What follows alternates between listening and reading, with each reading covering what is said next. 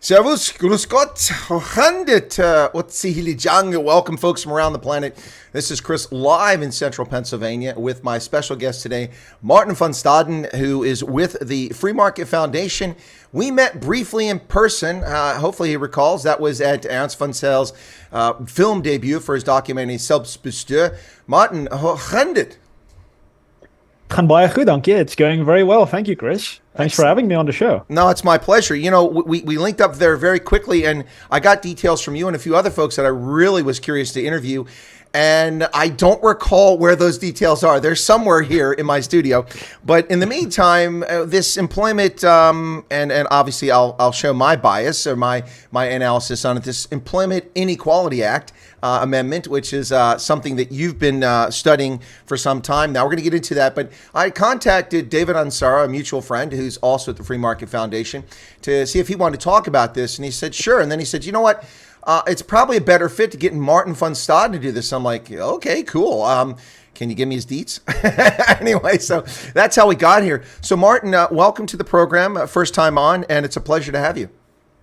Yeah, no, really. Thank you for having me. It's very important to be able to talk about these pernicious measures that the South African government keeps throwing at the economy and at society. So thank you for the opportunity.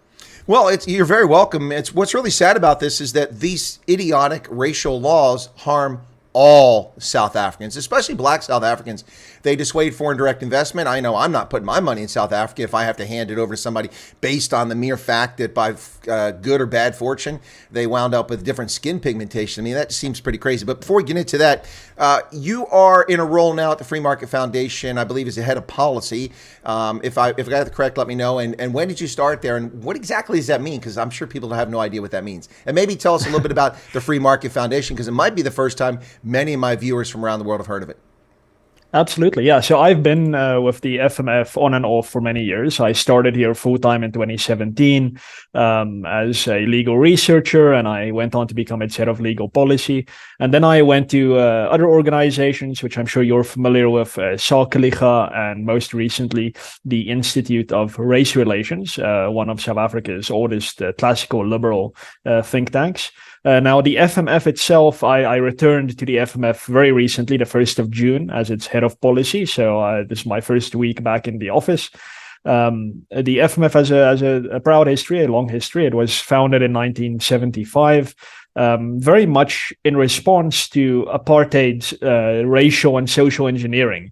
The government going into the economy and telling people, listen, you can't take this job because you're black and this is reserved for white people, or if Indian can't take this job because it's reserved for coloreds, and certain people of certain races couldn't live in certain areas.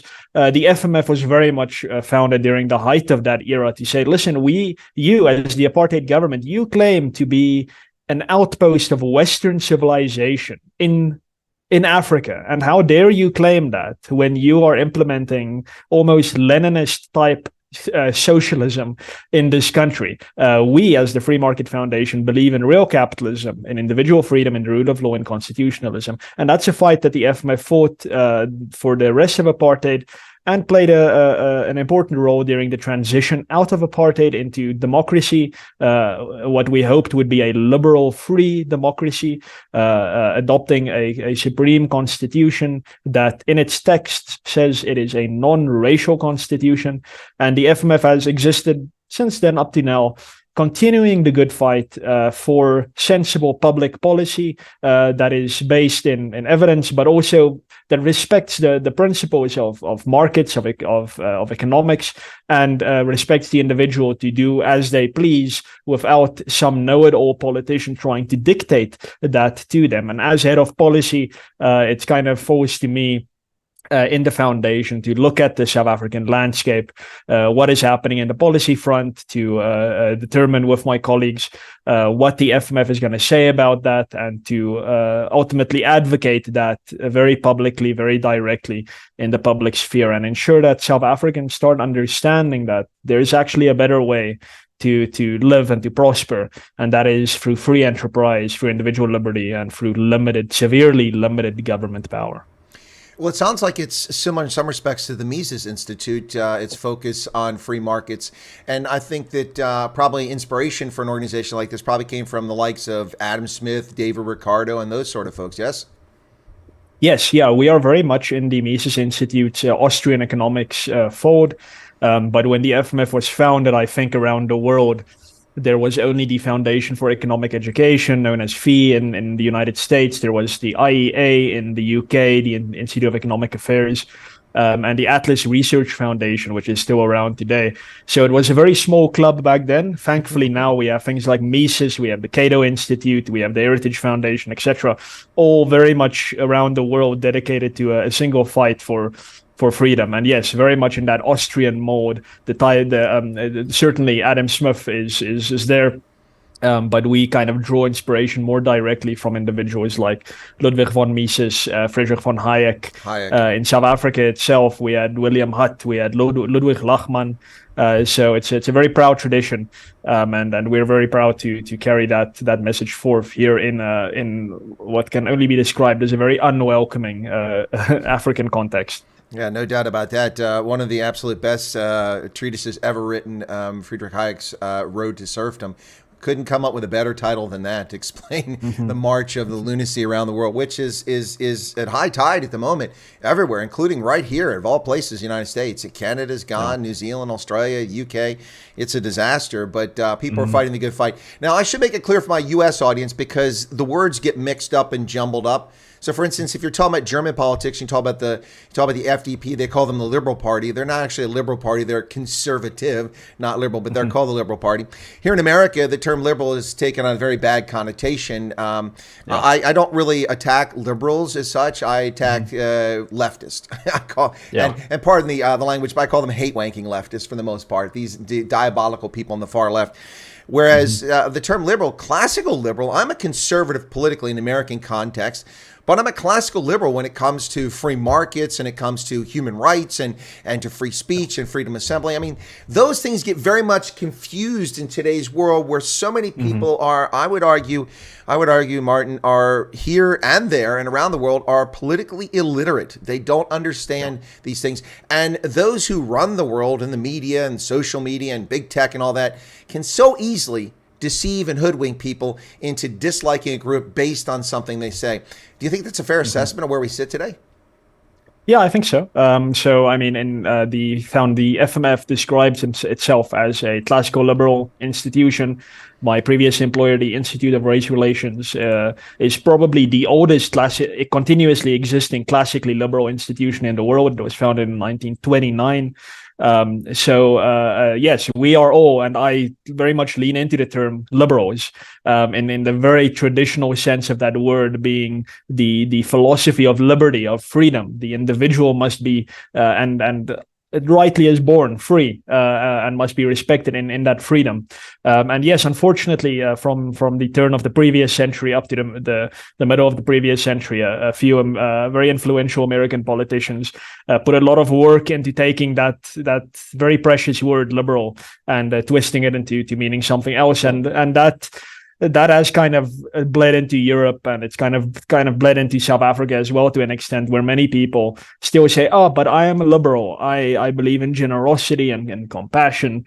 But ultimately, they're saying they're authoritarian, totalitarian, even social engineers. So there's lots of liberals who would say, no, we need employment equity in South Africa given the history, which is very disturbing when you utilize past wrongful government conduct to justify contemporary government overreach into people's personal lives, and then still call yourself a liberal. That's disgusting, and you're totally right. When we twist and then use sophistry in this way to twist political concepts and words, we always end up empowering a very small political elite that always wants to use that social manipulation to control people's lives from cradle to grave, ultimately. Well, listen, for my audience, I have to give you. It's a big word alert day. I haven't done that in a while. I've been not using big words, but Martin's already said pernicious and sophistry. Two big words. So big word alert there for those who are exercising your brains today in English. But and I mentioned the liberal thing because I don't want my U.S. audience to disappear because that's a dirty word on this side of the Atlantic because of the context it's been misused in. But you've already started to. Excuse me, I got a bit of a scratch here. You've already started to delve into today's topic here. And so let me get this straight before we get to the Employment Act. So what you're saying is that during the apartheid era, the National Party government excluded people from employment, from government positions, from government tenders, from university admissions, from fields of practice like some fields of medicine and such, simply based on the pigmentation of their skin. Did I get that correct? Yeah. Yes, so, absolutely. Yeah, and in 2023, the African National Congress does the same damn thing. Yes, no, it does, and I mean it's. I must disclaim, of course, because I hate hysterics and so on. The laws of the apartheid regime were certainly worse than the racial laws that we have today. No doubt about that. Well, yeah, so the apartheid regime law, you can't even have a relationship with a person. Yeah, they were inhumane. Yeah. Yes, no doubt about it. No doubt about it. The apartheid government was the added disadvantage there was that the apartheid government was very competent. It was very it pains me to use the word ethical, but the apartheid government didn't steal tax resources and reused that money very effectively to implement what was in effect a totalitarian racial system, and that's bad. I take heart, and I'm very happy that the African National Congress government is very corrupt and very incompetent, because that kind of slows it down in implementing the full extent of the policies that it prefers. But yes, so the apartheid government had absolutely evil, terrible laws, and now in the name of fixing what the apartheid government the scales. Yes. Yeah, it's redress, it's the terminology of reparations and so on.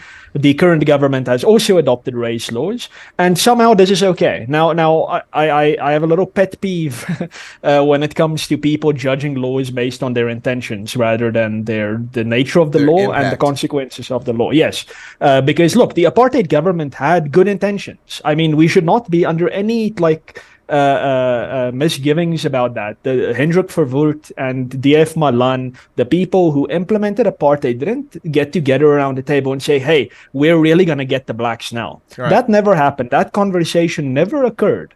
Now, of course, they were trying to protect their constituency, which was the white electorate. But in doing that, they did not set out to harm Black South Africans. They told themselves, and if they had good economic advisors like Friedrich von Hayek and Milton Friedman, they would have told them, listen, what you're doing it's gonna have terrible consequences. But they didn't have good economic advisors.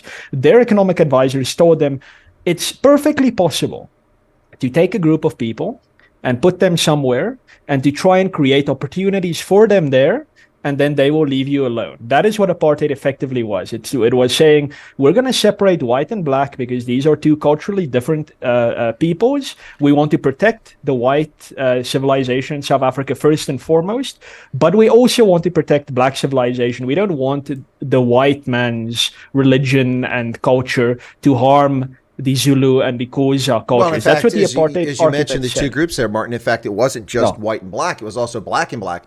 I mean, we had Bophuthatswana, we had cis guy, trans guy, Venda, all these different based on relations in groups. It wasn't like there was like, this is for black folks. It was, this is for Zulu, and this is for the Xhosa and so on and so forth. It was, and ultimately what the intention was good. I think it was very misguided, but the intention was pure. It was to ensure people lived freely in their own domains and their own spheres.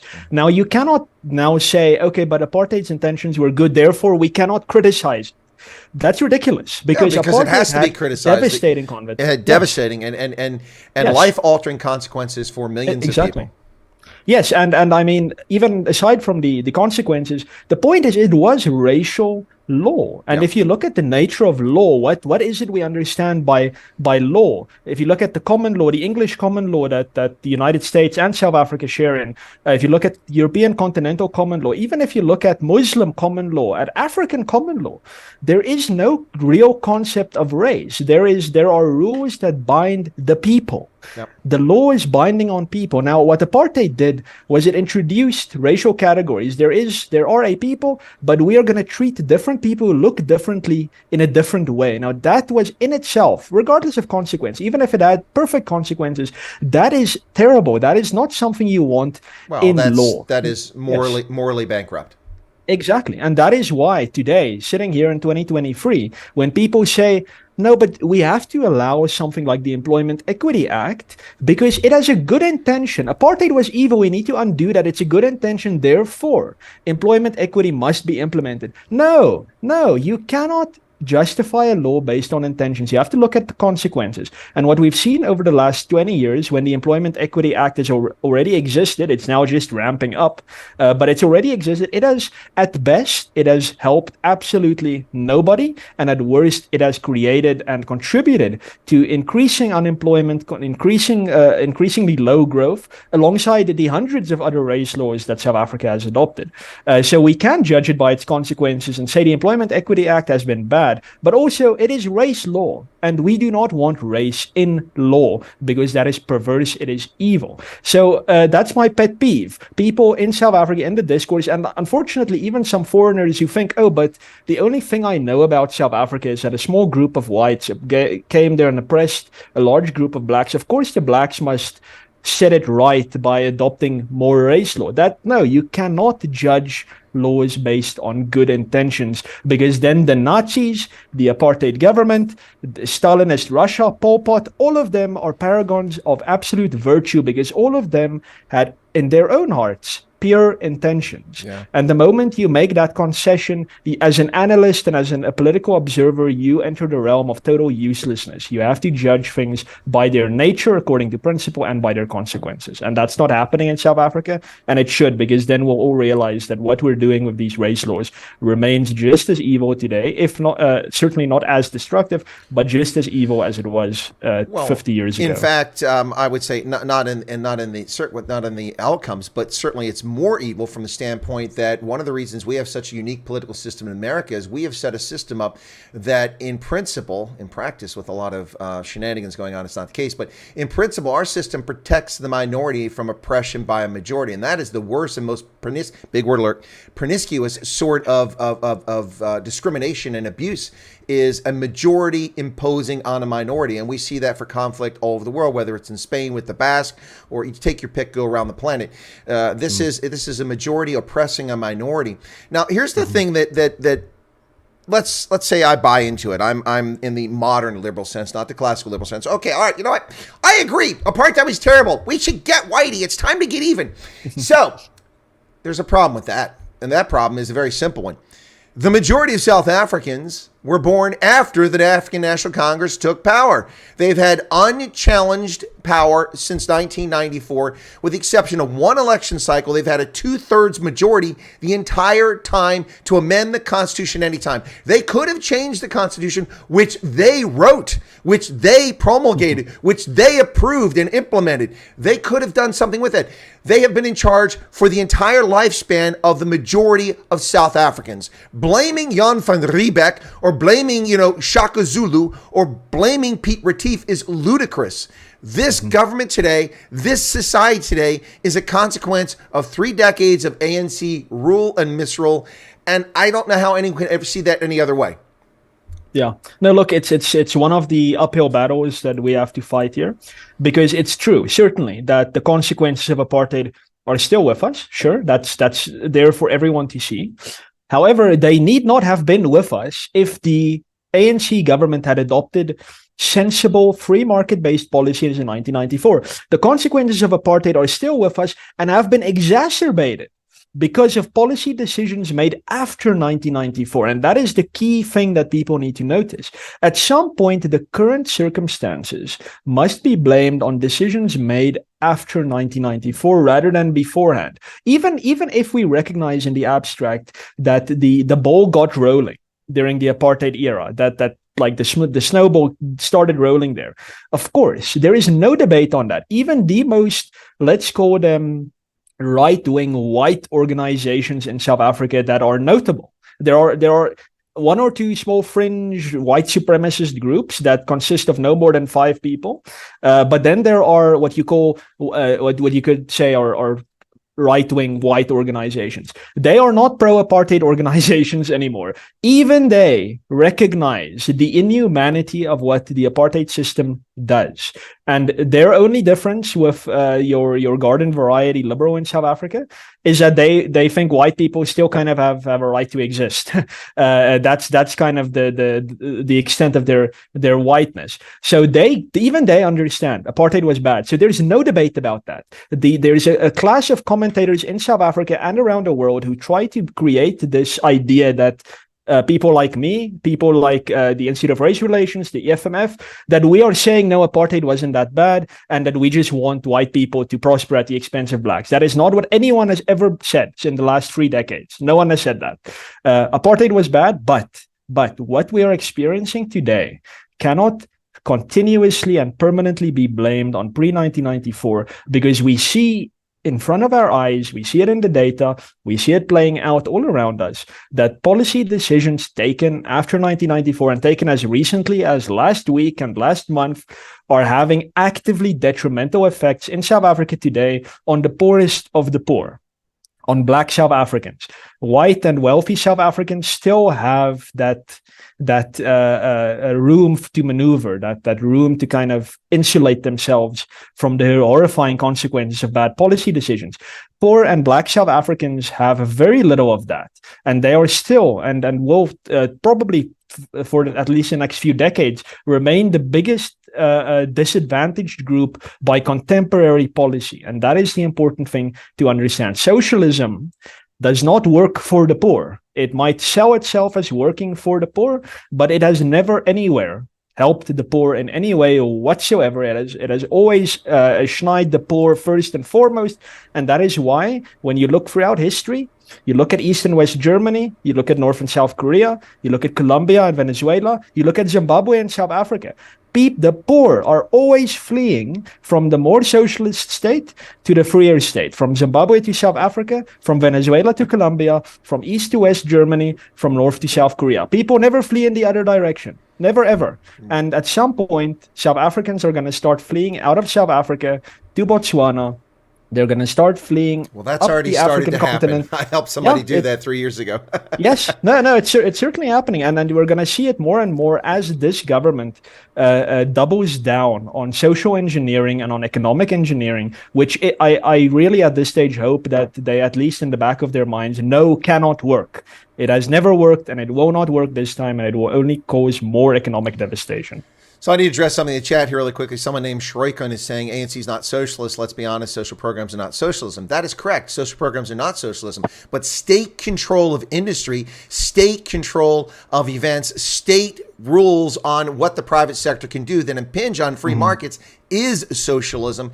And that's what we're talking about here. Correct, Martin? Yes, yeah. So the ANC, you could say that it has quite a big social democratic faction. But at least since the Jacob Zuma era, what is called here the Radical Economic Transformation faction, RET, has gained an upper hand in South Africa. And some people say that since Cyril Ramaphosa got into power, that faction has kind of lost influence. But if you ask me, the RET faction is still the faction that's in power. And this is the faction that says we need to nationalize the Reserve Bank. It's basically already nationalized, but they want to outright nationalize it. These are the people who say we have to confiscate private property without paying a cent in compensation to the private owners. That's not capitalism. No, that's clearly socialism. And it is also the people, the ANC, let's say the social democratic Mandela and Mbeki eras, they nationalized water in 1998. They nationalized privately owned water in 1998. That is outright socialism. And they nationalized minerals and petroleum in, I think it's 2002. Yep. That was in the midst of the Mbeki presidency, and Mbeki was by the standards that we have today, was a free enterprise capitalist president. But this guy's government nationalized minerals and petroleum in South Africa. Yep. The ANC is certainly on the left, and I would say not on the center left. It's certainly on the left wing, and it comes very close to being far left, because it is very friendly with South Africa's Communist Party. It is in a every single senior member and every member of the National Executive Committee is a card-carrying communist. They're a member of the South African Communist Party. If it wasn't for ANC membership, the South African Communist Party would collapse. Yes, yeah. I think the SACP contested a election in its own name, I think a few years ago, but like a by-election somewhere in a corner, somewhere in South Africa. And it obviously didn't get any seats or anything. Like, ordinary South Africans are not socialists. These are hard-working people. Black South Africans, these are hard-working people who really just want to get out of poverty. Socialism does not get people out of poverty. These people want to work themselves out of poverty, and this government is not giving them even a remote chance at doing that with minimum wage laws, with some of the most restrictive labor laws. Yeah. Exactly. Yeah, and the corruption. I mean, stealing billions and trillions in taxpayer revenue that's supposed to fund these social services. I mean, yeah, look, it's the ANC is socialist. I mean, we can squibble about the theory underlying it, but nationalizing water, nationalizing minerals, wanting to expropriate property without any compensation, wanting to nationalize the Reserve Bank. And I mean, look, if you give me some time, I can present you a very long list of things that make the ANC very comfortably socialist. Absolutely. Hey, folks, you're listening to Chris Wyatt Reports, the Indaba Africa Conversation. My guest today is Martin van Staden, the head of policy at the Free Market Foundation, formerly with the Institute for Race Relations, and has been working and looking into the Employment Equity Act, which I call the Inequity Act, but that's another story. We'll get more into that. But Martin, I want to go back to the point we talked about a few minutes ago, and you know, this blaming the consequence of apartheid, yes, there will be lingering consequences. But South Africa today has lingering consequences, the Mfecane. It has lingering consequences of the 6 border wars between the Xhosa and the Boers. It has lingering consequences of the Bantu and Nguni-speaking peoples crossing the Zambezi River 1,600 years ago and the Limpopo River 1,400 years ago, and then pushing the Khoi and San aside or wiping them out in many cases, like in Zimbabwe, chasing them in the Kalahari. You know, people think in this, people live in this fantasy world. Yeah, the San, they just love the Kalahari. That's why they're there. No, they were pushed into the Kalahari by Bantu-speaking peoples, by the Nguni-speaking peoples, and that's why they live in the Kalahari. And that's not a nice place to live. And maybe in the 21st century, you know, where you've got aircon and you're driving around a BMW. But, you know, up until recently, it was a pretty unpleasant place to live, chasing around, you know, shooting a springbok with a poison dart and chasing after him for 5 kilometers till he drops to get your dinner and then walk back with it. But my point here is that there are consequences in South Africa's history to its entire history, all of which linger into the present. There were no Zulu before Shaka. They didn't exist as a group. They created the Zulu. They created the Zulu Empire and expanded by absorbing or wiping out their neighbors and then raiding on them. So this nonsense going back and blaming consequences of apartheid, at some point that loses all of its currency. But we have to admit there are still lingering effects. But there are lingering effects, everything I just said. Yeah. The sad part of that is that there are solutions to the consequences of bad things that happen in history. As you rightly say, yes, history is replete with bad things: conquest, genocide, mass dispossession of property. This is something that whites did, colonialists did in South Africa. That's something that Bantu did in South Africa. These things really happened, and I feel comfortable in 2023 saying what those people did was wrong. In the context of their day and age, sure, you could make an argument and say, well, it was normal then. But I think we should be free to say that was wrong, and we don't want that anymore. But that is the point. We need to not want that anymore. We need to make a break with the past, because if the moment you get stuck into this cycle of saying, well, look, something bad happened in the past, so we're going to have to do something bad again to make that right. This is a cycle that repeats itself, always, indefinitely. It's always going to be repeating itself. And that is not the international standard of what has worked in ending poverty and all the ravages of that infant mortality and cholera and all these things. What ended those things, always, everywhere, and in every context, has been a government that exists neutrally, as neutrally as it can, that does not pick sides between citizens and foreigners even, a government that creates an environment in which people and as individuals can flourish, where individuals take responsibility for themselves, their families, and their communities, and where the government, which is necessarily and always unqualified to make decisions on behalf of market actors, takes a respectful and a deferent step back and says, even though we as the robed high and mighty sages who know everything disagree with what you are doing and saying, we will do nothing to stop you. We will not interfere with what people are doing to help themselves. Because as it turns out, much to my shock and my surprise, when you leave people alone, they tend to do things that lift themselves up, that create prosperity for themselves, that create prosperity for their families. That is what people tend to do because people don't like suffering. But when you as a government intervene and say, I'm going to help you solve this, or I am going to solve this for you, which is worse, you take that power entirely away from them. And you fail again, and you will always fail. Everyone knows at this stage about South Africa's electricity crisis. We centralized electricity many decades ago. It went well for a few years, but always built into that decision to centralize electricity was the single point of failure that is Eskom, our public power utility. That was built in from the very start. And anyone who understands the spontaneous order, the complex system nature of the economy and of society would have told you this is bad. You do not centralize all electricity in this one institution. And now we live with the consequences of that. And it all comes back to the very simple principle that government and politics and political committees and politburos are never qualified. They can never be qualified to make economic decisions, to make resource allocations on behalf of millions of individuals, on behalf of hundreds of thousands of families, on behalf of tens of thousands of communities. It simply cannot, even if it has all the data and resources at its disposal. It should not have the hubris to suppose that it can command and control an economy in this way. It always ends up in disaster. Well, of course, because there's human beings and they're motivated by things. And that's just a reality. Mm-hmm. And the socialists don't want to accept that, or they want to ignore that. You know, the profit motive is a good motive because profit motive spurs innovation. You want to be better than your competitor. There was a comment here about, corporate companies doing business with the ANC. That's not capitalism. That's crony capitalism. That's not legitimate capital. Free markets regulate themselves. There's a super chat there. Let me address that very quickly from Nick Groves, and then I'll come back to my point.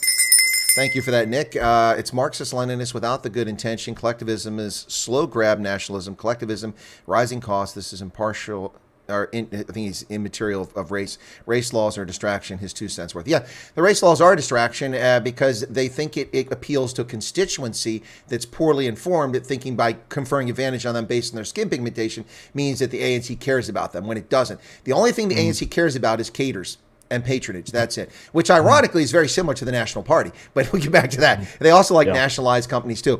But so what you're basically saying, Martin, let me just synopsize this for the audience, is that in the beginning, there was no government. There was Adam and Eve. Okay? And at some point, there were enough humans together in bands walking around, presumably on the African savannah somewhere in East Africa, being chased by leopards or their forebears. And they said, hey, listen, you know what? We need to band together to take care of our collective interests, like defense, to protect us. But we'll take care of our own affairs inside other than that. So the idea is that government takes care of the collective needs, and those needs are not, putting electricity on your table. It's defending you against attack from someone else, that sort of thing.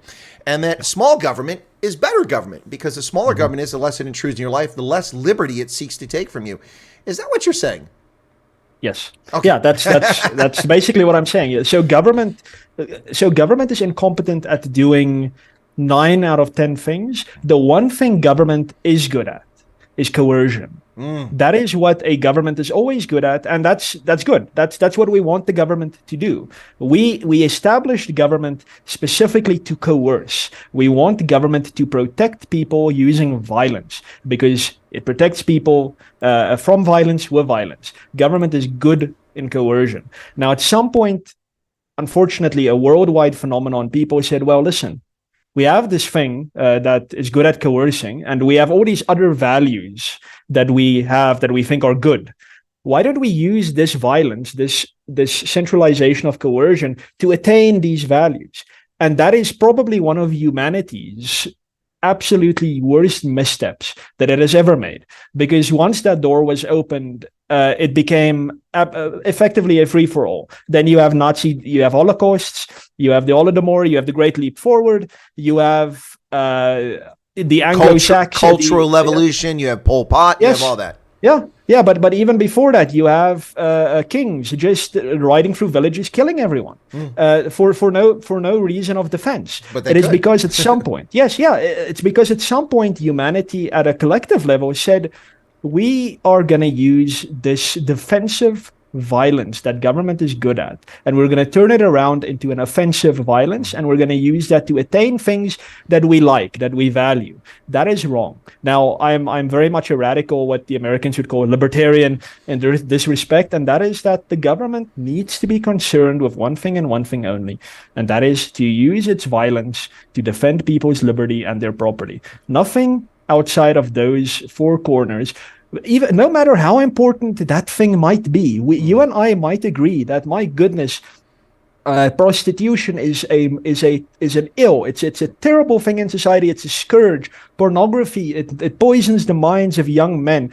Drugs breaks families apart. It's terrible. We need to pull out all the stops to solve that. But the moment we think that these things are so important that we're going to use the state to fight that battle, we necessarily open the door for it to do other things that threaten our vital interests. It's never just going to be the one issue that you value. You are giving the government power to take care of that one issue, but it's not only taking that power for that one issue. It is taking a comprehensive power that you will or your descendants will suffer from. And that is why, as classical liberals, as libertarians, as constitutionalists, our role in advocacy and in activism needs to be, we need to put government back in a box. And I think South Africa, given how bad things really are going as a result of government, is a good case study for really how bad it can get, and for how important it is to get this government back in a box, and then hopefully other governments around the world could take that good example as well. Well, basically what we're saying here is that government needs to be constrained. And that was kind of the concept behind our founding documents, the Federalist Papers and the Anti-Federalist Papers, the Declaration of Independence. You know, when a monarch becomes, a tyrant, the bonds that tie you together should be separated. And that's what we said. That's what we did. It wasn't easy, but we pulled it off. And then our Constitution, which enshrined rights. And our Constitution, contrary to what most people believe, doesn't give us rights. It constrains our government. It constrains our government. To it, let me just read you from the First Amendment. You might be familiar with this. I don't know how well you know U.S. government, but I'm sure you probably heard it. Congress shall make no law respecting an establishment of religion, which is because of the Anglican Church, because Henry VIII created the Anglican Church out of the Catholic Church, and the state controlled religion. And so they were co-opted. So Congress shall make no law respecting establishment or prohibiting the free exercise thereof. So if you're a Wiccan, a Muslim, a Jew, a Christian, you can practice your faith and government can't stop it, unless it's a pandemic, but we'll get back to that. Or abridging the freedom of speech or of the press or the right of the people to peaceably assemble. These are our inalienable, God-given natural law rights. And our Constitution lays out the government cannot abrogate them, although they're doing that today and we're fighting that. So that's the idea, is to constrain government. But the interesting thing about all of this is that these governments get away with this nonsense. And there's no better example of this, Martin, than, I've got to tread carefully here so I don't get a strike. So be careful about what we say. I'll just warn you ahead of time. During the spicy cough event, governments ran rapid over our rights all over the world. In South Africa, arresting a mother sitting on a sidewalk nursing her fussy child who needed to eat and was screaming and sitting down in the sand, not near anybody, then arresting people for not wearing facial coverings, which, you know, we won't get into talking about efficacy because I'll get blocked on this platform. But you get the point. This was government run amok. Government run amok in South Africa, in New Zealand, Australia, and even here in America, where my governor prevented the local car dealer from delivering cars to people who had already bought them before he imposed his illegal, unconstitutional restrictions. So these people had already paid for a car and were making car payments on a car sitting in a lot collecting dust. Now, when you pick up a car on a parking lot, you know, the guys who work there can go out, wipe down everything, shut the car door, leave the key on the front seat. All you have to do is walk up. They see you from a distance, honey. Okay, pick it up, go, and you're gone. You don't come, and they were prohibited from that. Thousands of businesses failed. The same thing in South Africa, but we had so much. This is government run amok. This is what happens when government is not constrained by the polity, by the body politic, by the people themselves. Now I'm starting to sound like a libertarian, but I'm a conservative, but I do have libertarian bent in some respects, but not when it comes to drugs, okay? Yeah, so look, those 2 years were probably the wet dream of every central planner and social engineer. In South Africa, it reached really ridiculous levels. So our Minister of Trade and Industry banned the sale of wife beater T-shirts. I'm not sure of the specific name. The correct name is a tank top. That's South African vernacular I don't care for. And he banned the sale of open-toed sandals. Open-toed sandals, because we know the big toe is the primary vector for the spicy cough. This is how specific it got. Open-toed sandals and warm chicken. Warm chicken. You cannot buy warm chicken. You can buy warm steak. You can buy warm pork. Warm chicken you cannot buy. Mm-hmm. But open-toed sandals you cannot. Closed-toed shoes you can buy. Children's clothing you could not buy. Yeah. Adult clothing you can buy. So it reached these levels. And look, and they got away with it. They got away with it. Absolutely. So the good thing is that in South Africa we have huge numbers of non-compliers. This government is totally incompetent. We deployed the army to enforce the circus. And I don't know where the troops went, because the one time I saw the military in the streets was when an armored personnel carrier was lying on its roof on the highway. Well, that's the only time I think, Martin, I think I can tell you where the troops went. The troops went to Pick and Pay and Checkers because they weren't given rations. Yes, that was part of it. True story. So at the very least, our government was totally unable to enforce any of it, like none of it anywhere. The enforcement came from the private sector. It came from businesses, from specifically large businesses. Yes, it was a total co-opting of the private sector by the government. And that is kind of a part of the role we as the FMF and Salkeliga and other organizations have to play. And that is to say, listen, a healthy constitutional order, and I'm not only talking now about your written constitution, the constitution, I'm talking about a constitutional order, must be characterized, yes, by a government that is effective, but also by a private commercial sector that is independent of government, also by a civil society, by professions, by organized religion, all these various organizations in society that are independent of each other, that exercise a controlling check and balance effectively upon each other. Now that during those 2 years during the circus, that did not happen, because churches in South Africa, businesses in South Africa, civil society, we had a good civil society response to this, but then many aspects of civil society just fell in and said, listen, oh my Lord, this is a crisis. We must do whatever the president announces. So we're not gonna sell you children's clothing or open-toed sandals anymore. We're going to do what we are told. And that, I mean, as you said, thousands of businesses closed. I think in South Africa, we added 1 million additional people to the ranks of the unemployed. We have 13.5 million unemployed South Africans. Well, at one point you had 3.2 million unemployed initially, but a lot of those people came back to work. But no, it's not only did they comply, but they became the oppressors of the state, private sector. Here too. Exactly. It's insane, absolutely insane what happened there. It's driving me crazy that people have gotten away with this. We're going to get back to the Employment Equity Act here in just a moment, but it's, this is, as you said, kind of the wet dream of the central planners. This is pretty frightening what's happened around the world, what continues to happen, and people just accept this sort of thing until they're in a box. And it kind of reminds me of it wasn't Bonhoeffer, but of the other cleric in Germany during the 1930s. He said, first they came for the communists and I said nothing. Then they came for the socialists, said nothing. Then they came for the homosexuals. I wasn't gay, so I didn't say anything. And eventually you keep going. Then they came for me, and there was nobody there to defend me. I mean, eventually that's what you get whittled down to. And that's what's these central planners, these leftists, these socialists, these communists are very good at dividing people, race, religion, class. That's the big one now. I see this, then let's get back to the law here, is that one of the rules coming into effect from the Minister of No Trade and No Development there, Ibrahim Patel, the most useless gas bag on the planet. Well, no, Fikili Mabulula is pretty bad too. But anyway, this clown car show, he's got a rule coming out that says that the corporations must disclose the top 5% of their income earners and the bottom 5%. What is the purpose of that other than to create class distinction and envy and hatred? There's no value to that whatsoever. Now, if you want to say that top 5% of the corporation get, 30% of the revenue that's made, that's a different story. That creates a little bit of class division, but that's transparency. But identifying people and who are getting paychecks just and to show who's getting nothing so you can create hatred. I mean, what's the purpose of that other than what I just said? Yeah, look, unfortunately, we're heading into election season in South Africa. Next year is our next general election. And this is widely thought to be the first election where the ANC will get fewer than 50% of the vote, less than 50%, even though everyone agrees it's still going to be the largest party with a plurality, but it's no longer going to have that absolute majority anymore.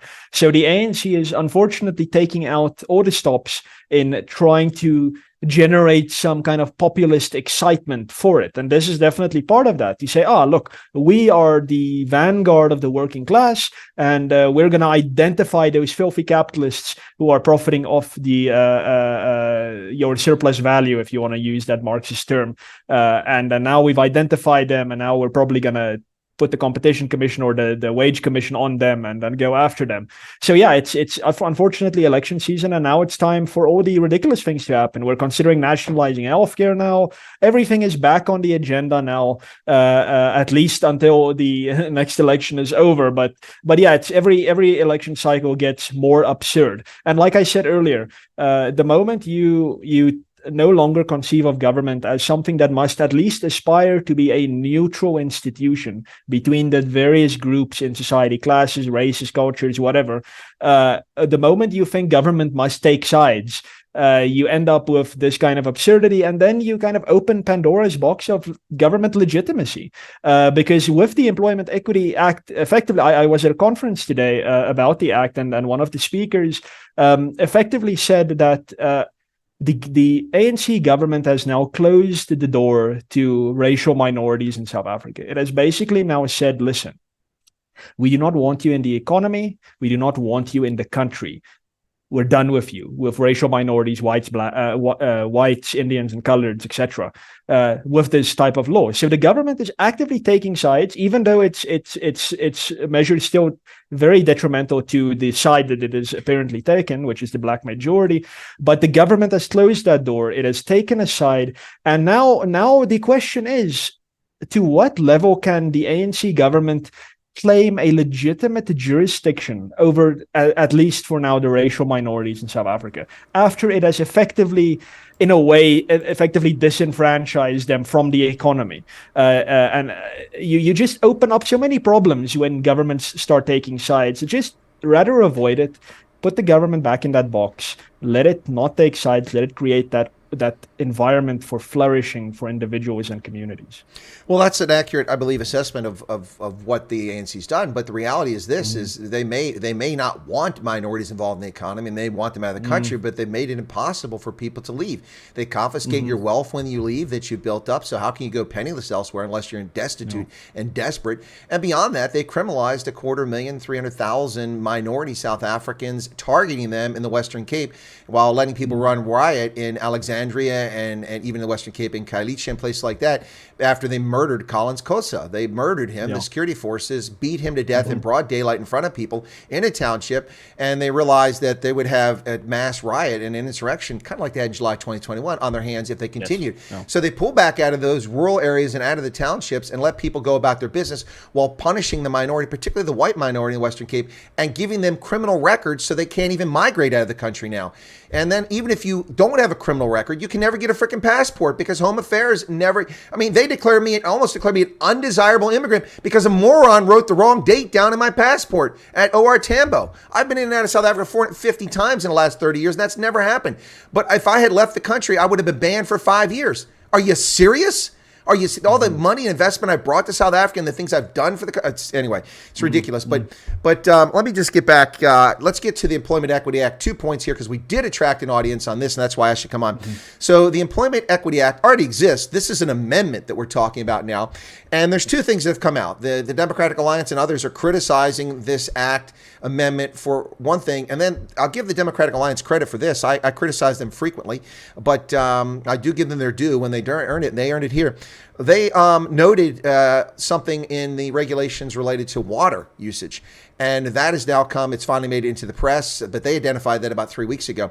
So according to my understanding of the Employment Equity Act, based on what I've read from the act, the amendment, and also this water thing, number one, I want you to address these 2 points. Number one, the DA and others are claiming that this would cap the percentage of employees in senior management and mid-level management, I believe, at like 4.9% for white males and 4.6% for white females. And then based on province, some provinces like in Limpopo, no colored managers could be hired, and in Mpumalanga, things like that. So basically, it's suppressing and limiting the number of minority, white, Indian, and colored applicants or employees. I mean, you're private, and this is in the private sector. This isn't government employment. This is in the private. So if I start a company, they're going to tell me I can't hire this guy if I can't hire Elon Musk as my CEO because he's white. That's ludicrous. And it's also inhumane. It's a clear violation of the Human Rights Declaration, of which South Africa is a signatory. There's no force of law behind that, but it is an aspirational document. And it's a violation of South Africa's constitution. Clearly, it's unconstitutional. So there's that. Then this part about, well, you know, if you don't have black ownership, you can't get a certain amount of water if you're over a certain size. And this is going to have an absolutely eviscerating effect, devastating impact on the agricultural sector. And not just that, but on that particular, farms will shut down. And they'll just be left destitute. They'll lay fallow, and South Africans will start to go hungry. Well, that is until the United States starts shipping free food aid there, because, you know, we'll do that. The white liberal guilt's coming on. Okay, so am I right about this quotas for minorities in employment? And am I also correct about they're trying to limit water usage by minorities, particularly white South Africans? Yeah, so on that first point, it gets even more granular than saying only at the upper levels. So the Amendment Act allows the minister to set, they call it targets, but I think we should call them quotas. Oh, it's a target, all right. It's a target. Yeah, it's a target on the back of productive, hardworking, ordinary South Africans on the basis of race, gender, disability. And it may be in the context of a province, a economic sector, and occupational levels. So senior management, middle management, lower management, and even just the skilled employees and the unskilled employees of a business may be subject to its own targets. The sector, so the insurance sector, the mining sector, what have you, anything, the tourism sector, and then for different provinces as well. It gets very granular, and the minister has published these regulations to say for each of these things. So we have, for instance, a target for black women in the Free State, in the hairdressing sector, in middle management. We have stuff like that, and that would say it may only be 0.4% white, it may be 1.2% Indian, it may be 3.4% colored, which is mixed race, and it must be 80.4% black. It gets that granular. But I mean, it gets so so absurd that in one province, in Limpopo, effectively all four race groups, so South Africa is formally kind of divided into black, white, colored, and Indian, will be detrimentally affected. So there must be fewer employed whites, fewer employed coloreds, fewer employed Indians, and fewer employed blacks in general, simply because in the black category, black women are overrepresented, so therefore a bunch of black men have to be fired. A bunch of black women have to be fired. So people will have to be fired in the private sector who are working productively now simply to meet a government-imposed socialist, fascist quota. So the terrible and the funny thing here is that the government says, oh no, we're not asking anyone to be fired, but you kind of have to grow into those numbers. So for a company to without replacing existing productive employees to attain these targets that the minister has set, it would need the agricultural industry. I think I heard from this conference earlier would need to be, I think, something like 66 times bigger than it currently is for it to grow into the target so that it doesn't fire anyone. Absolutely so it's impossible. It's totally impossible. Well, the only way to comply would be to fire people. That's the reality. Let me give you an example, and this is the South African example, just how absurd all of this is, okay? This is so absurd. So, folks, for those around the world, not in the Anglo-Saxon world, minus US and Canada, because they've got this in Australia, New Zealand, and in the UK, netball is a very popular game for high school girls. They play it. It's kind of a weird game. It's like basketball with a tiny little hoop, and you can't dribble. You have to stop and stand. It's a weird game, but it's kind of interesting to watch. Anyway, but netball is very popular, and it's actually a professional sport. Women can make a living from it in the United Kingdom and in Australia. They go off there. So a couple of years ago, in the height of this lunacy, with the lockdown, the netball championship was on, and a team won. They were ecstatic. They're jumping up and down, and the game was forfeited because they didn't have enough white players on the court at one stage for over 3 minutes. One of the players was injured, and they didn't have another white player. And so they put a black player out there to play the game. They won the game, and the Netball Association abrogated their victory. An incredible game. I actually watched the game. It was, I don't know why I was watching, but I watched the game. It was incredible. And they abrogated the victory, took it away because not enough white women were on the court. This is insane. If that were the case, the NBA would have to shut down at 78% black.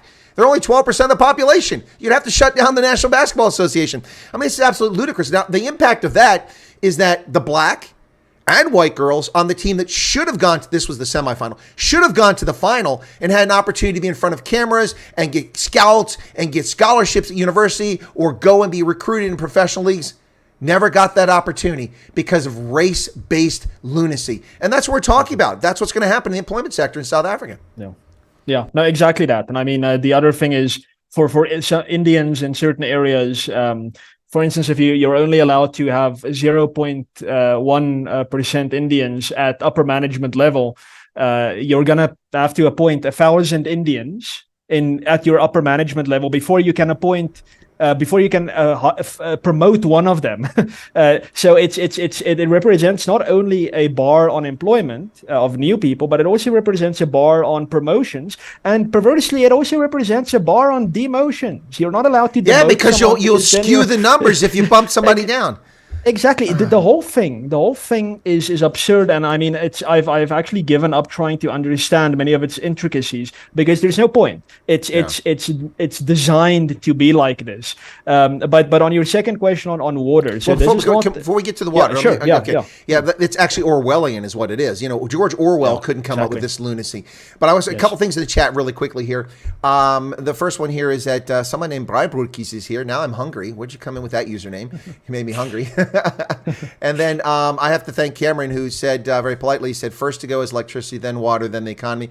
Chris has said this often. Thank you for that recognition. People forget that I've been pointing this out. Speaking of which, we started to talk about the land expropriation without compensation. I did want to get back to that point. Let me get to that. We'll come back to the water, okay, because I don't want to forget this. Sure. I just put a link in to an article that I wrote, 4 years ago, going on 5 years ago now, about land and poverty in South Africa. You know, we were talking about, blaming Jan van Riebeck and apartheid and Hendrik Verwoerd and, the Xhosa and the Zulu and Mfecane and all that stuff. There was, I thought, I want your take on this. That's why I'm asking. I thought it was a very prudent decision taken at CODESA, the Convention for Democratic South Africa, in the early 1990s. One of the few things I think they got right is that they said, listen, we are going to consider land claims back to 1910. Now, the reason I thought that was a pragmatic decision is that in 1994, there are actually people who were born before 1910 and who were alive at that time who were impacted by this directly. And that there was no South Africa prior to 1910. It was colonies, kingdoms, empires, all sorts of things. You got the Orange Free State, the Transvaal Republic, you've got the Zulu Kingdom, and so on and so forth. In 1910, the Union South Africa Act by the British Parliament established South Africa. Now, it became a country technically in 1961, but that's another story. But anyway, that established it. So I thought it was reasonable to go back, and then anyone with a land claim, it didn't even have to be you. It could have been your parents or your grandparents because that was the time frame. I thought that was very pragmatic. But now we have lunacy of people like Julius Malema running around and going, oh, they stole the land from us in 1840. Well, you stole the land from the Xhosa in 1620. Come on, grow up. You have to take a starting point. What do you think? Do you think there was a pragmatic decision to say we can accept land claims back to 1910, or should it start at 1948, or should they just ignore it altogether? I know you won't agree to the last point. I'm just throwing it out there as a non sequitur. So the actual date is 1913. That's when the Natives Land Act was adopted. That is right. Yeah, 1913. Yeah, exactly. Yeah. So it but was very shortly after. 1910. My point is shouldn't be. There should be no starting point before 1910.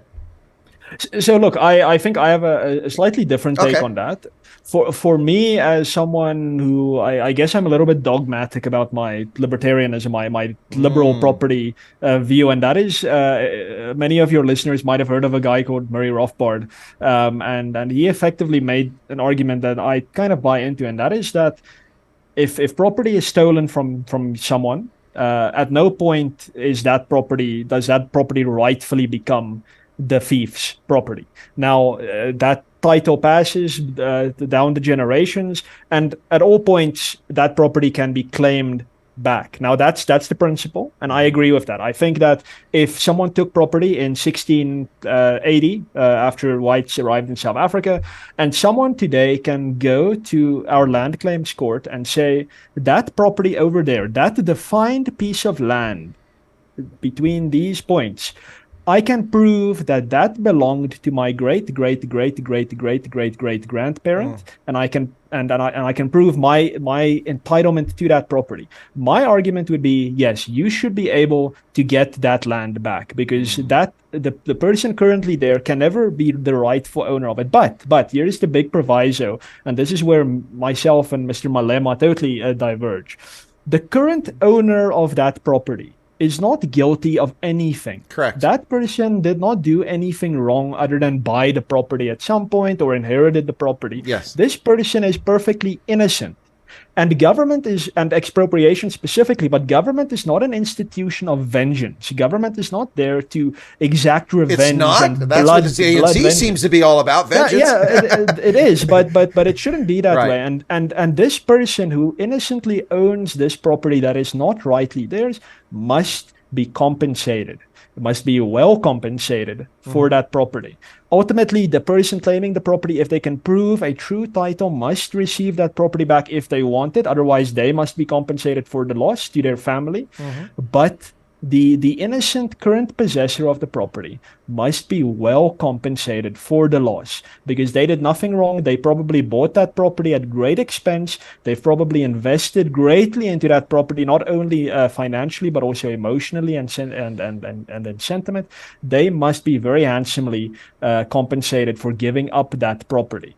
So I agree that there must be a land claims process as a matter of justice, and I mean our legal system, the Roman Dutch common law, recognizes that, listen, you have to be able to claim property back.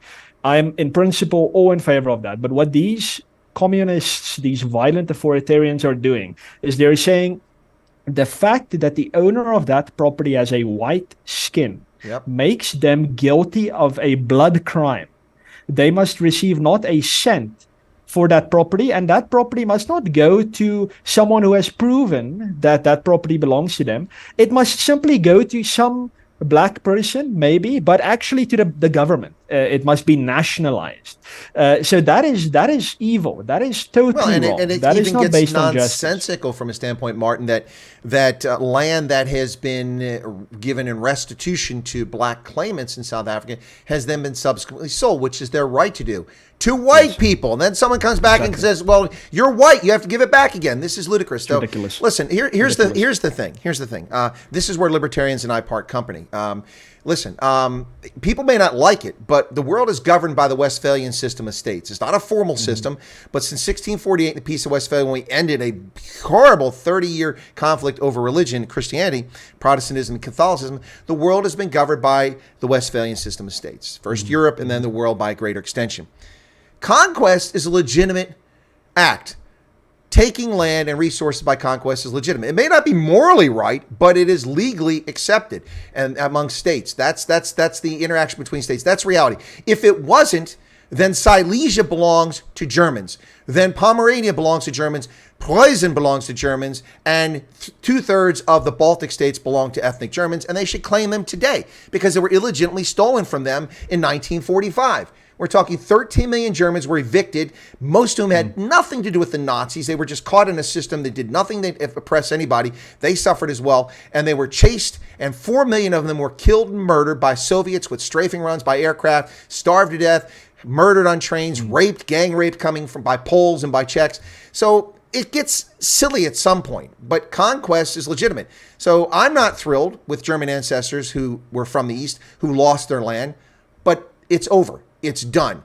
And that's why there has to be a starting point. And that's why I don't agree that it's legitimate to go back. I don't think it's fair for Grafin Donin to go back and say, my estate in Marienburg there, which is Kaliningrad area today, that's mine and I want it back. Because you lost the war. You lost the war. Maybe not you, but your country lost the war, and that's reality. I mean, the 6 Boer Xhosa wars weren't started by the Boers. Some were, and some were started by the Xhosa. You know, the Zulu. And so this is where I part company. I mean, it may sound unpalatable to people, but conquest is a legitimate means of acquisition. Sorry, that's where I'm at. Anyway, that's where we part company. Anyway. That's fair enough. Fair enough. Okay, so but see, we can have a cogent conversation and disagree. I love it. It's I like these leftist hate wankers. Anyway, but back to the water thing now. Okay, let's go to that. I'll give you a chance to answer that question. What's going on with that? Because that sounds very detrimental to the safety, the security, the employment, the wealth and prosperity of all South Africans. These people are totally insane. Like, yeah, I agree. It kind of came out of nowhere that South Africa is a relatively dry country.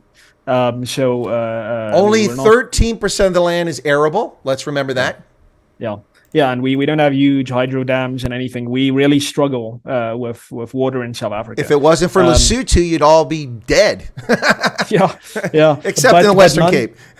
But nonetheless, South African agriculture is quite internationally competitive. It's been a bedrock of our economy for many years, for centuries. Now the Minister of Water and Fisheries or something published these regulations. Now, it's not part of the Employment Equity Act. This is something that has to do with broad-based Black economic empowerment, which has to do with ownership. And he basically said, now remember I said earlier that the South African government nationalized water in 1998. All water in South Africa falls under the so-called custodianship of the state. Now, custodianship is just a coded language for the state as the owner.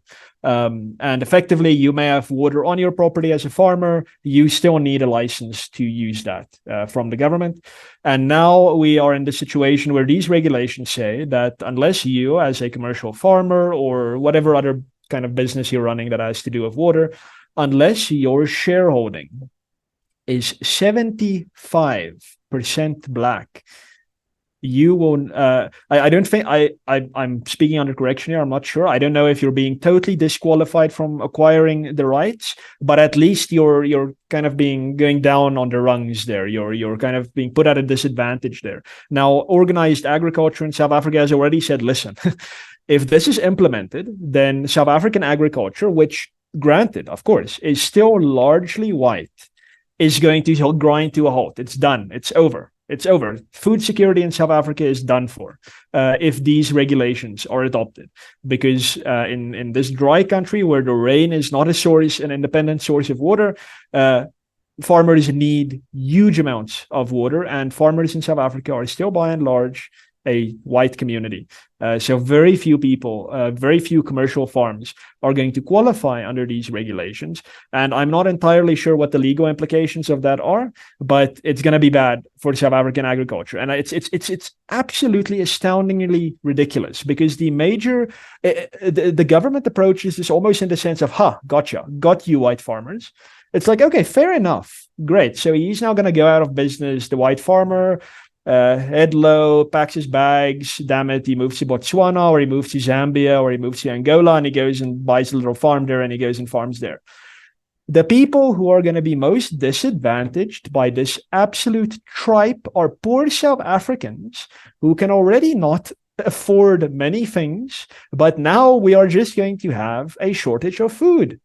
So what is this spite against the white agricultural community really worth creating a humanitarian crisis amongst a majority Black population? Is that really the type of thinking that we see at the very upper echelon of the South African government? Yes. It is absolutely ridiculous that this is the case. Yeah, I mean, and what's so frustrating about this? It is unbelievable. It's gobsmacking in its ignorance and stupidity.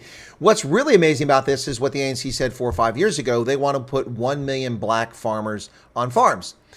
The rest of the world is automating agriculture. We're reducing the agricultural workforce everywhere in the world, including places like Iraq and Iran. This is absolute insanity. The path to prosperity, wealth, and a better life is not farming. It is for farmers and large industrial farmers. They can make a living. It can be profitable, but they still deal with the vicissitudes of weather and commodity prices and pestilence and all this other stuff. Never mind what governments and conflict do to them.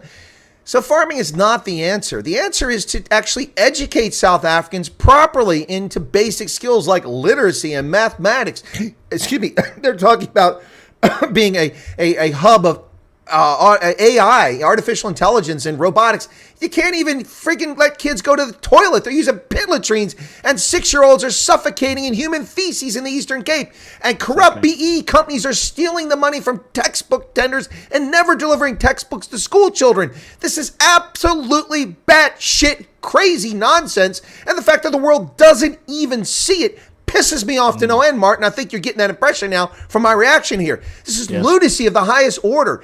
It is time for South Africans to band together to stop this nonsense. Whether it's the IRR, it's a free market foundation, it's AfriForum, it's whatever. You all need to get off your bum and get together. And those of you who just avoid the state and ignore the state, you're not helping. You're taking care of your personal situation, but that's an individual basis. South Africans, Black, white, and brown, this system oppresses all of you. Every single one of you. Sorry, I had to interject, Martin. I couldn't hold that back any longer. No, please feel free. Look, this is one of the myths that the ANC has been very effective in generating and selling, not only to South Africa, but to the world. And that is that there is this mass of Black South Africans who have what they call a hunger for land. No, and they want residential land for their homes, not farms. So the ANC will look far and wide, and it will not find 1 million Black South Africans to go and farm. Not because they're unqualified or stupid or whatever. Farming sucks. It sucks. I've been a farmer. 5 o'clock every morning milking cows. I got to be up at 4 o'clock to milk cows 7 days a week, no holidays. It sucks, man.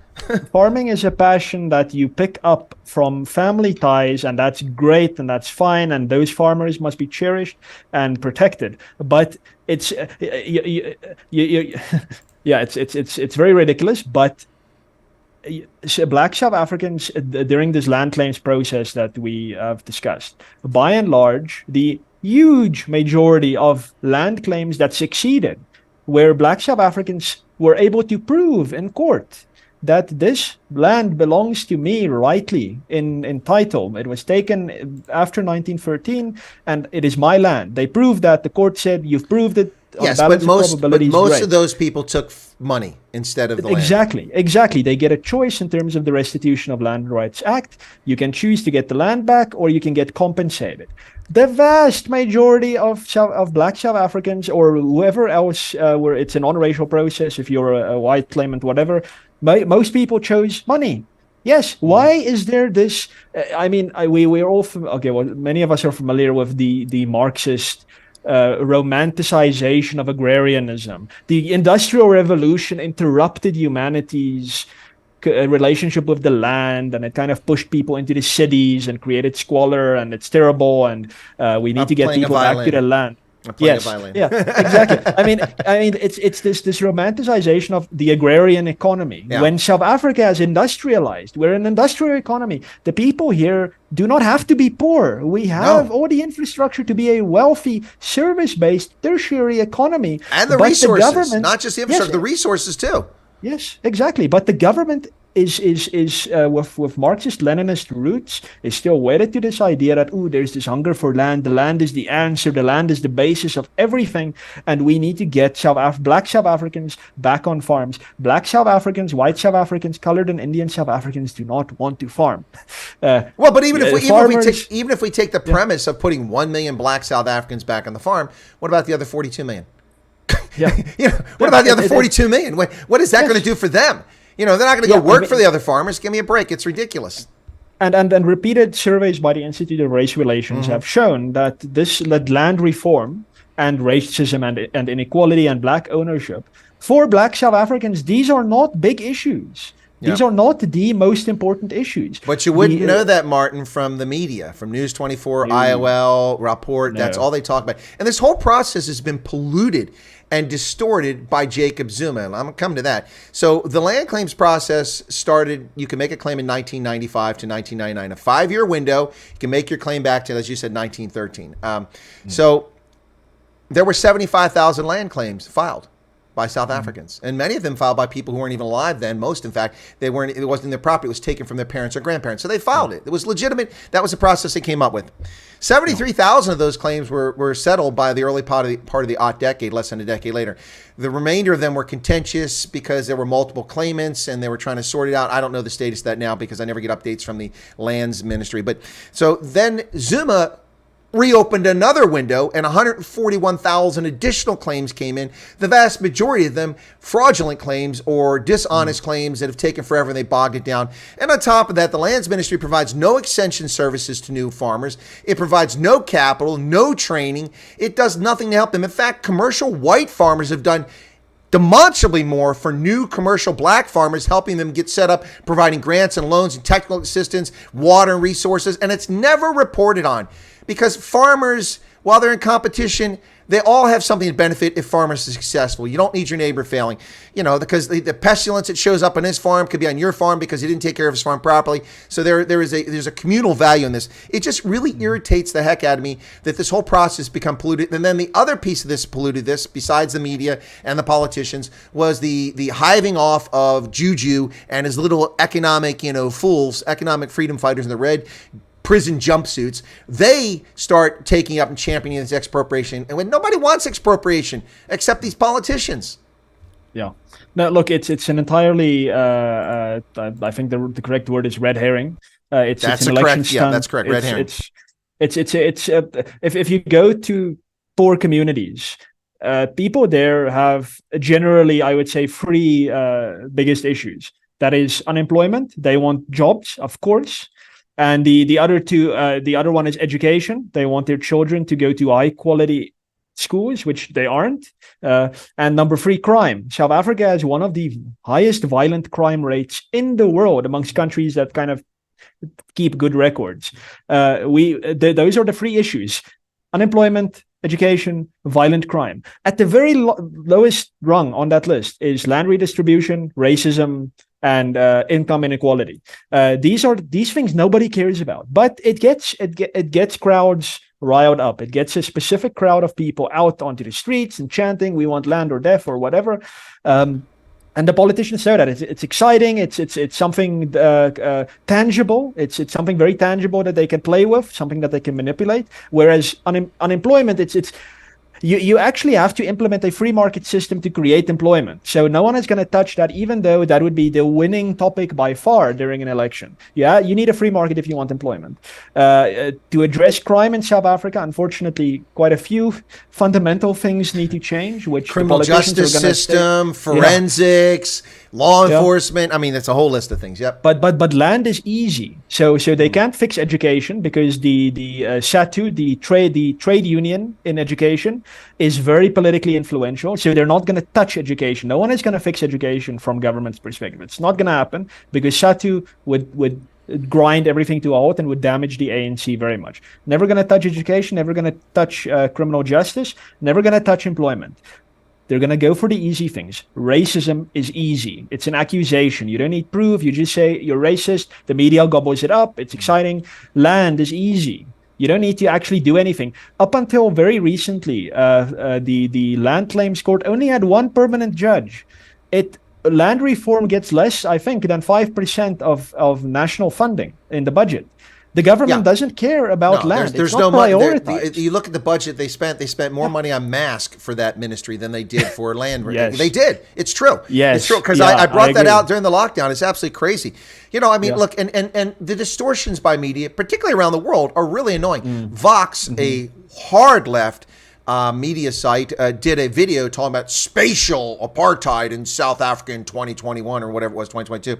Yeah. And I watched that disgusting, vile thing. Well, South Africa's apartheid continues. Look at how unfair and unjust it is. I'm like, stop. The reason those people living in the Western Cape in townships right adjacent to leafy suburbs, across the highway, the reason they live in those conditions is because of the macroeconomic decisions made by this government, which have impinged and impoverished millions of black South Africans and give them no hope. Most of those people living in that township aren't even from Khayelitsha. They're from the Eastern Cape, and they moved there. It was only 30,000, 50,000 people living in the Cape Flats 30 years ago. Now there's 800,000 because they came there for hope. And they come there, and they're hampered from making money and moving up the rung by government decisions, by lawlessness, by no electricity, by idiocy going on by this government.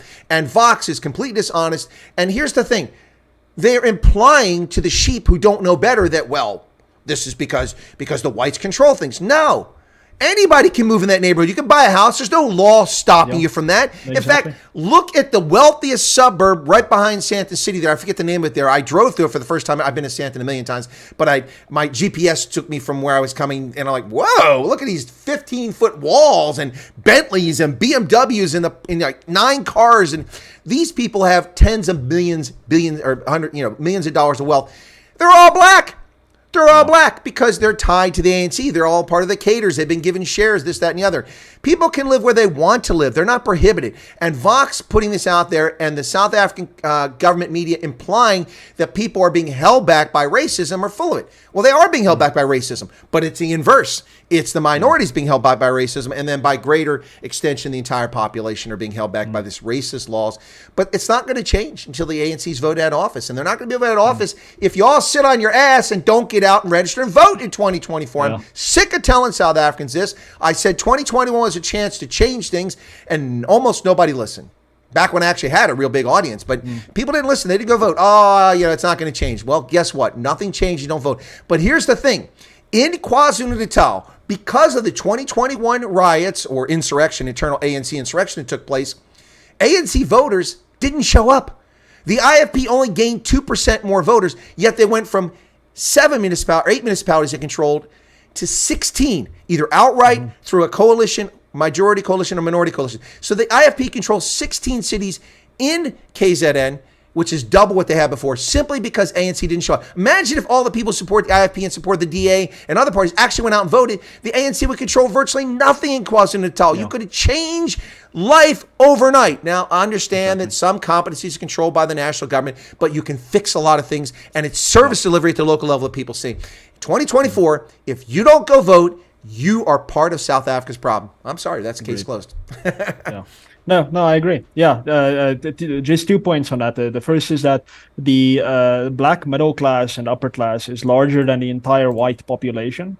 So to ever try and imply that there is spatial apartheid, and if you see a nice house, it's white, and if you see a shack, it's black. Yeah. Yes, the chances that the shack is black is true, but there's the house is not necessarily white. That myth needs to die. The black middle and upper class is larger than the entire white population. These people do not live in shacks. You don't live in a shack if you're middle and upper class. They live in leafy suburbs side by side with whites and Indians and coloreds. Yes, the bulk of poor South Africans remains black, and as you rightly say, that is largely due to this government not adopting sensible policy after 1994 on the elections. So this is something that that frustrates me with many of my fellow South Africans, and that is that they say the ANC is kept in power by the majority, by black South Africans. But no, it's not generally true. In the majority. But yeah, the ANC is a minority government. Yeah. The ANC attracted a minority of the votes of the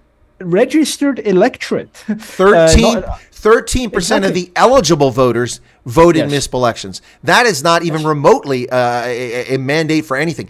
Only 13% of eligible voters voted ANC, 8.5 million people in this last election. Exactly, yeah. And even in the previous national election, the ANC they did not attract an absolute majority of South African voters to vote for them. So amongst people who voted, yes, they got a majority, but that is not a mandate in my view. That No. and you can hardly claim that if you see a poor South African or a black South African or whatever on the side of the road, it's impossible to say that that person is responsible for their own poverty because they voted ANC. You can simply not claim that anymore. And as you rightly say, the opposition is benefiting immensely by ANC voters staying home. Now, one of the issues is that the opposition doesn't really have a good sell to get the electorate energized. Agree. They're kind of mishandling that, but they are benefiting by ANC voters who are saying, "Listen, I don't like you opposition voters, but I am hell of a not gonna vote for the ANC again. I am staying home." That is where the big changes are. But yes, of course, we would much rather have a very clear rejection of the ANC at the ballot box, and really not just the ANC, but any political party that believes, and there are many in South Africa that believes that it's government's job to kind of create prosperity rather than creating the environment for people Just to the pursue conditions. prosperity. So, The government's yeah. job is to create the conditions and be there as a neutral arbiter to ensure that people don't take unfair advantage. Like monopolies and like people who swindle people. They're there to be the arbiter. That's the purpose of government, not to pick winners and losers. And that's what these governments do. Here in America, the whole 2008 financial crisis was created by the government. They blame banks, but it was the government that created the conditions with the Community Reinvestment Act, which forced banks to lend money to people who weren't creditworthy based on their skin pigmentation, which created the subprime crisis. And then there's a whole list of other things the government did that created this crisis. And we nearly destroyed the entire financial system, which is what they're trying to do now. But that's a whole other story. We'll discuss that on another day. But Martin, listen, this is fascinating, and we've got a big audience right now. I'd love to stay, but I've had you for an hour and a half. That's very generous of your time for our first time to chat, and it's a pleasure to actually chat with you now that we only had a brief moment to speak at the film preview or premiere. So thank you for that. I'm going to give you a chance to have any last words you want to share about this Employment Equity Act or about South Africa, or maybe encourage people to vote next year or something. But let me give you the floor here, and then I'll have you drop off, and then I'll wrap up. Okay? Okay, yeah, perfect. So just I think as a general parting remark, if you're a foreigner, please take things that come out of South Africa with a tinge of salt. Our history is very well publicized. Our apartheid history is very, very well known, very well publicized. I'm sure most of that is true, but understand that much has happened in the last 30 years. In the main, white South Africans are not these evil racists trying to repress blacks. That's simply not the case anymore. And even if we were, we have absolutely no way of enacting any such thing, such plan. If such a plan existed, there is no way. But it's not true. White South Africans and most black South Africans have taken arms and said, "Listen, we want to work together to live together. We want to work together, and we want to prosper together in South Africa as equal citizens." Unfortunately, what this government sells to the international media and what our media sells to the international media is a very different story. So please, if you're interested in South Africa, look at organizations like the Free Market Foundation, the Institute of Race Relations, which was an anti-apartheid organization for 70 odd years.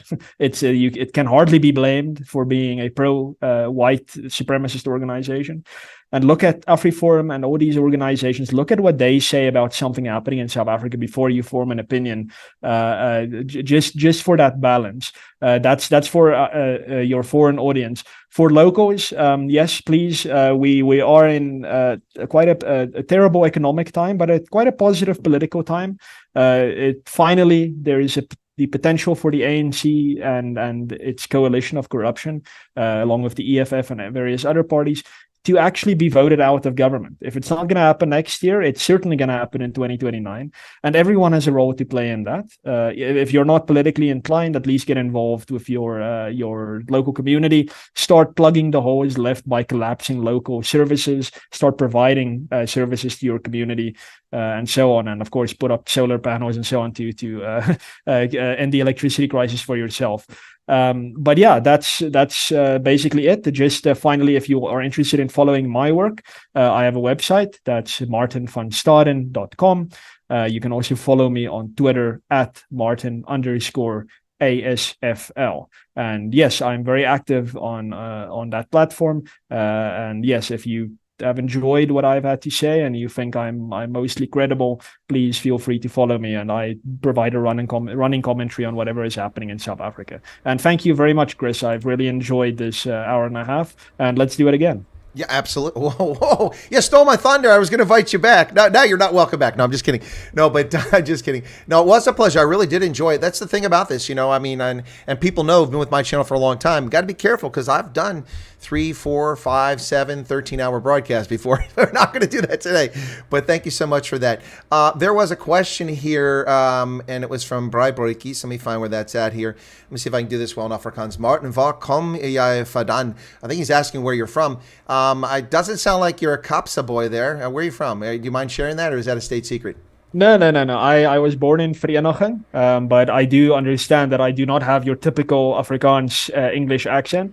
Maar ek is totale Afrikaner. Ek het groot geword in Afrikaans. Dit is my huistaal.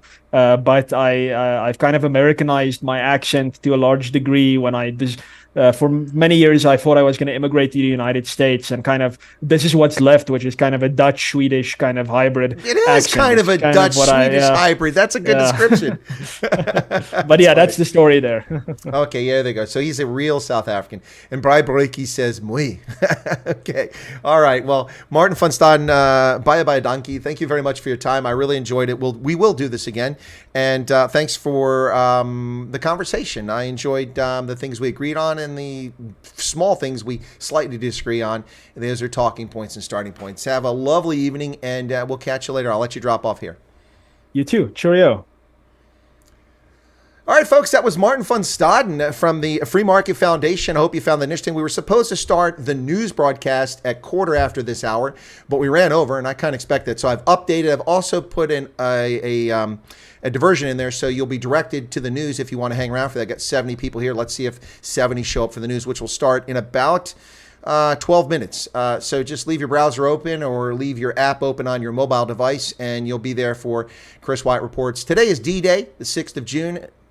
2023, 79 years since Allied forces landed on the beaches of Normandy. Canadians, Americans, Brits, Poles, French, but primarily Americans and Brits landed on that beach to retake Europe from the National Socialist regime, which was running it and controlling it. And it put an end to fascism. Sadly, in the 21st century, we're still fighting fascism in our own neighborhoods around the world, in South Africa, in the United Kingdom, in Canada, in Australia, New Zealand, in Germany, and in France. Fascism is alive and well today, disguised as social programs and socialism. Remember, the National Socialist Party, the Nazi Party, was a socialist party, not a right-wing party. They were left, just not the same leftists as the commies. Anyway, folks, thank you very much from this side of the Atlantic. Have a lovely evening, and hopefully we'll see you again in about 11 minutes. Take care of yourselves and be safe out there. Cheers.